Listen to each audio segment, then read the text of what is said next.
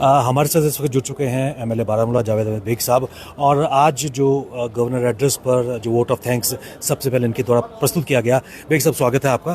آپ سے جاننا چاہیں گے جو آج سیشن تھا اور جو سب سے پہلے آپ نے ووٹ آف تھینکس سے شروعات کی، کیا کہیں گے سیشن کے بارے میں؟ دیکھیں، اس لحاظ سے کہ 5 اگست 2019 کے بعد، اس فیصلے کے بعد جو یہاں الیکشن ہوئے ہیں، اس سے ایک اسمبلی بنی ہے۔ اب یہ اسمبلی، اس کی ذمہ داری ہے کہ یہ جو لوگوں کے معاملات ہیں، جموں کشمیر کے معاملات ہیں، جن میں سیاسی معاملات بھی ہیں، اقتصادی معاملات بھی ہیں، سماجی معاملات بھی ہیں، یہ سارے معاملات ایک واضح طریقے سے حل کیے جانے ہیں۔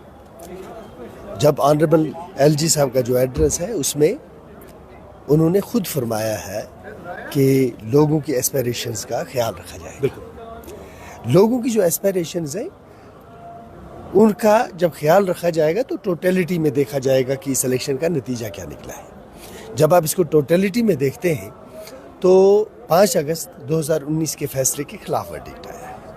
These are the aspirations of the people. اب جب LG صاحب خود اپنے ایڈریس میں یہ کہیں کہ جو لوگوں کی ایسپیریشنز ہیں ان کے حساب سے، جمہوریت کے حساب سے ہم نے اس سسٹم کو آگے چلانا ہے، تو اس کی ایسپیریشنز کو ہی ذہن میں رکھتے ہوئے ریزولوشن پاس کیا گیا۔ اور پھر جو سابقہ حکومت، جو اس وقت مرکزی حکومت ہے، اس نے خود آرٹیکل 367 میں کانسٹیٹیوئنٹ اسمبلی کو ریپلیس کر دیا اور کہا اس کی جگہ ریڈ کرو اب اسمبلی۔ یہ اسمبلی ہے، اس نے اپنے پاور کو ایکسرسائز کیا ہے، اسی پاور کو ایکسرسائز کیا جو کانسٹیٹیوئنٹ اسمبلی کا پاور تھا۔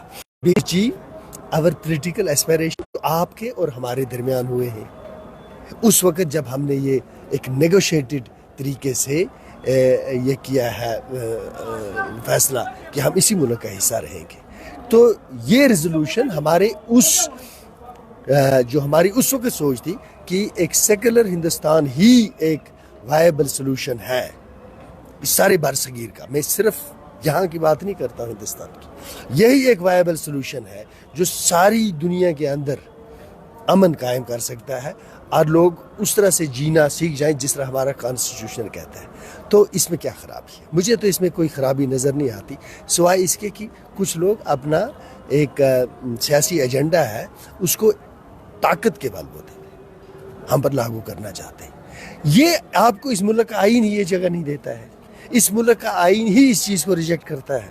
یو کی not do away with the constitution of India. یہ ایک ایسی فورس ہے، یہ تو ایک دریا سمندر کی مانند ہے، اس میں سے آپ کتنی بھی کوشش کریں اس میں زہر ڈالنے کی، یہ نہیں بدلے گا۔ اس کی اپنی فطرت ہے۔ یہاں کا ہندو بھی سیکولر ہے، یہاں کا مسلمان بھی سیکولر ہے، یہاں کا بودھ بھی سیکولر ہے، یہاں کا سکھ بھی۔ Everybody here you will find people living. یہ دیکھیں جو BJP کی لوگ باہر ہیں نا، میکسیمم لوگ ان میں ایسے ہیں جو بالکل بھائیوں کی طرح ہمارے ساتھ رہتے ہیں، تو ان کو پولیٹیکل کمپلشن سے باہر نکلنا پڑے گا اور ان کو نفرت کی شیڈو میں سے باہر آ کے بات کرنی پڑے گی، ان کو نفرت کو جو بھولنا پڑے گا۔ بیگ صاحب، آج آپ نے ووٹ آف تھینکس میں کچھ چیزوں کا خلاصہ بھی کیا، آپ نے جموں کشمیر اور لداخ کا ذکر کیا، اور گورنر صاحب نے اپنے ایڈریس میں آپ نے نمبرز بتائے کہ مائی گورنمنٹ کا آپ نے ذکر کیا، اس کے پیچھے دیکھیں میرے کہنے کا ایک مقصد ہے، دس از اے کانسٹیٹیوشنل گورنمنٹ ہے نا۔ LG صاحب اس گورنمنٹ کا حصہ ہے۔ میرے کہنے کا مطلب یہ تھا کہ جب LG صاحب نے خود یہاں ہاؤس کے اندر یہ کہہ دیا کہ یہ میری گورنمنٹ ہے، تو پھر اس کو ہاؤس کے باہر بھی آن کرنا پڑے گا۔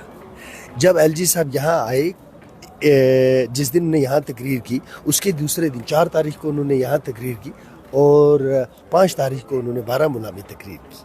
انہوں نے بارہمولہ میں ایک پولیٹیکل تقریر کی۔ دیکھیں، ہم نے یہاں گورنر صاحب دیکھیں، وورا صاحب جیسی شخصیت کو دیکھا ہے، تو ہم نے وورا صاحب میں ایک انسٹیٹیوشن کو دیکھا ہے، ایک بہت بڑی شخصیت جس کی طرف دیکھتے ہوئے ہم فخر محسوس کرتے تھے کہ یہ ہمارے گورنر صاحب ہیں۔ ان سے محبت بھی تھی، ان کی عقیدت بھی تھی، ان کی کتابیں بھی پڑھی ہوئی ہیں کہ جو انہوں نے گورننس میں لکھی ہے۔ ہم ایکسپیکٹ یہ کرتے ہیں کہ جو ہمارے LG صاحب ہیں، ان کو اب یہ سیاست نہیں کرنی چاہیے۔ ہی ریپرزینٹس اے کانسٹیٹیوشنل باڈی، اور یہ کانسٹیٹیوشنل باڈی جو ہے، اس کی خوبصورتی یہ ہے کہ اس کے سائلنس میں گریس ہوتی ہے, اس کے ورڈز میں گریس نہیں ہوتی. Let the political parties do the politics. Government should concentrate on good governance. L G صاحب جو ہیں is a constitutional body, constitutionally وہ ہمارے ہیڈ ہیں, ہیڈ آف دی گورنمنٹ ہے. وی ول کیپ آن ریسپیکٹنگ ہم, اور we expect that he should also with respect to ہم, کہ ان کو بھی اس ورڈکٹ کو ایکسیپٹ کرنا چاہیے, دل سے ایکسیپٹ کرنا چاہیے. ایک صاحب بالکل انت میں آپ سے جاننا چاہوں گا, اس سیشن کا مقصد لوگوں کی ایکسپیکٹیشنز ایسپیریشنز کو ایڈریس کرنا تھا, لیکن انفارچونیٹ پارٹ یہ تھا کہ جو بزنس فروٹفل طریقے سے ہونا تھا وہ ویسا نہیں ہوا. کس پرکار, کیونکہ ایک میسو مینڈیٹ نیشنل کانفرنس کو ملا ہے, کس پرکار لوگوں کو ایک ہیلنگ ٹچ دینے کا پریاس کیا جائے گا؟ سر ہم نے اپنی ذمہ داری پوری کی. ہم یہ بھی کہتے ہیں کہ جو نیشنل انٹرسٹ ہے وہ کہاں پر ہے. نیشنل انٹرسٹ یہ ہے کہ ہم سب کے درمیان ایک یونٹی ہونی چاہیے اور سنسیئرٹی آف پرپز ہونا چاہیے. We all have to unite کہ India is first, but at the same time we can not ignore the verdict of the people. انہوں نے الیکشنز یہاں کیے, یہ ایک آئینی ذمہ داری تھی. اس الیکشن کے نتیجے میں جو ورڈکٹ آیا ہے اس کی ریسپیکٹ کرنا بھی ان کا فرض ہے. میرے ایک بہت ہی قریبی دوست ہیں, جان سے پیارے دوست ہیں میرے ایک, وہ کہہ رہے تھے کہ بی جے پی اس کو نہیں ہونے دے گی. یہ اندیشے لوگوں کے ہیں, اس میں کوئی شک نہیں ہے, لیکن کہتے ہیں dead and mad never change, everything else is subject to change. ہر چیز بدلتی ہے.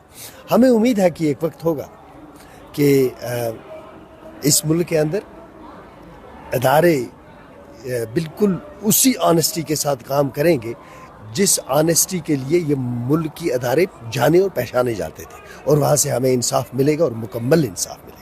بیگ صاحب آپ نے اپنا قیمتی سمے نکالا ہم سے بات کی, آپ کا بہت بہت شکریہ. یہ تھے جاوید بیگ صاحب, ایم ایل اے بارہمولہ بلند آواز نیشنل کانفرنس کے, اور جنہوں نے آج سب سے پہلے ووٹ آف تھینکس شروعات کی. ایک ڈسپائٹ کموشن, وہاں تھی کموشن کافی تھی, لیکن خوبصورت ایڈریس انہوں نے ووٹ آف تھینکس پرستت کیا اور لوگوں کے مسائل اٹھانے کا انہوں نے بات کی. بنے رہیے ہمارے سامنے, دیجیے اجازت.